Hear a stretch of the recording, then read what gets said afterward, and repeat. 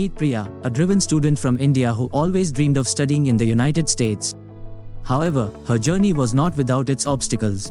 Priya struggled to navigate the complex application process, especially when it came to securing her student visa.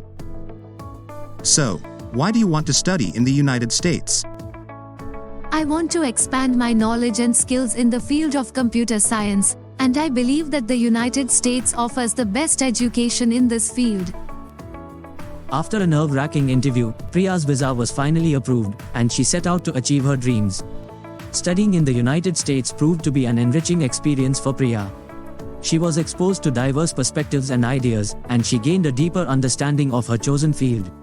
After years of hard work, Priya graduated with flying colors, and she was ready to take on the world. Priya's education in the United States opened up many doors for her, and she was able to secure a job at a leading tech company in the United States. Studying in the United States was one of the best decisions I ever made. It was not easy, but it was definitely worth it. I encourage anyone who is considering studying abroad to pursue their dreams and never give up.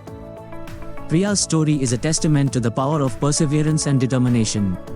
With hard work and dedication, anything is possible. Like, share, and subscribe to Study Metro for more awesome content.